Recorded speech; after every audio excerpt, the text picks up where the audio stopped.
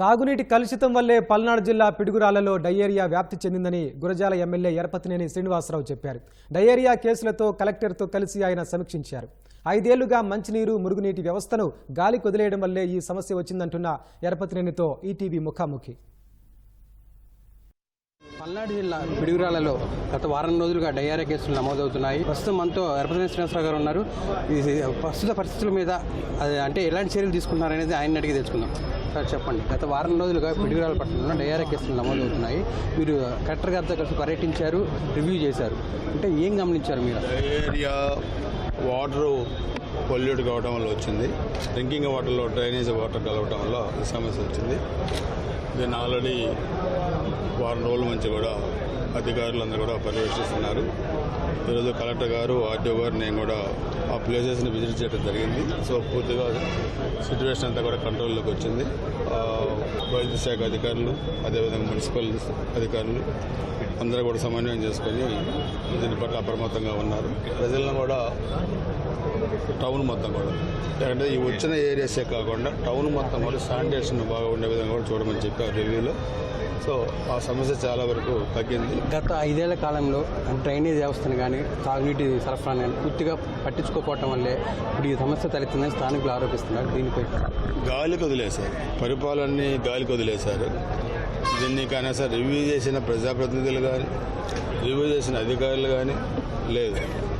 ఈరోజు కూడా మనం చూస్తే ఎక్కడే ఈ ఏరియాస్ అయితే ఉన్నాయో అవి పూర్తిగా నిర్లక్ష్యం చేయబడ్డ ఏరియాస్. గతంలో తెలుగుదేశం అధికారంలో ఉన్నప్పుడు చేసిన రోడ్లు కానీ డ్రైనేజ్ సిస్టమ్ తప్పితే వీళ్ళు 5 సంవత్సరాలు కూడా 1 లక్ష రూపాయల ఫండ్ కూడా పిడుగురాళ్ల మున్సిపాలిటీకి ఇవ్వలేదు. సో శానిటేషన్ చూస్తే చాలా అధ్వానంగా ఉంది. అంటే వీళ్ళు ఇంకా పాత గవర్నమెంట్ వాసనలు ఇంకా వీళ్ళకి పోలేదు అన్నట్టుగా ఉన్నారు.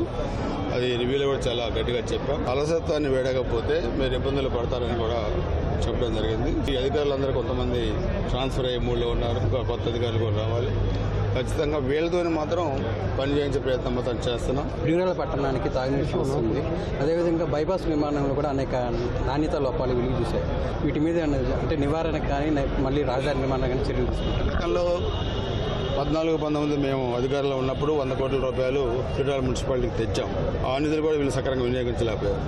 అది కూడా మనం మరలా నిధులు అది ఏ స్టేజ్లో ఉన్నాయో చూసుకొని వాళ్ళ నిధులు ఉంటే దాంతో చేపిస్తాం, లేదంటే కొత్త శాంక్షన్ తీసుకొని చేపిస్తాం. ఒకటి డ్రింకింగ్ వాటర్, 2 బైపాస్ కూడా మీరు చూస్తే 14-19 మేము అధికారంలో ఉన్నప్పుడు మాత్రమే దానికి 85% మేము పూర్తి చేసాం. దాదాపు 35 కోట్ల రూపాయల నిధులు రైతులకు ఇచ్చాం. ఏదైనా ల్యాండ్ ఎక్విజిషన్ ఏదైతే రైతులు ల్యాండ్ కోల్పోయారో వాళ్ళకి ఇచ్చాం. వీళ్ళు మినిమం చేయకుండా గతంలో ఇదిగో ఈ 6 నెలలు మేము గెలిస్తే 6 నెలల్లో పూర్తి చేస్తామన్నారు. దాన్ని పూర్తి చేయకుండా దాన్ని రోడ్డుని ఇనాగ్రేషన్ చేశారు. సో అవన్నీ కూడా మళ్ళీ ఈరోజు గుంతలు పడి మళ్ళీ క్లోజ్ చేశారు. సో దాంతా ఒక రివ్యూ పెట్టాలి. మేము కూడా ఫీల్డ్ విజిట్ చేయాలి. చేసి ఏమైనా పూర్తిగా సత్వరం అది మళ్ళీ అందుబాటులోకి వచ్చేట్టుగా రోడ్డు కూడా అధికారులతో మాట్లాడి చర్యలు తీసుకుంటాం.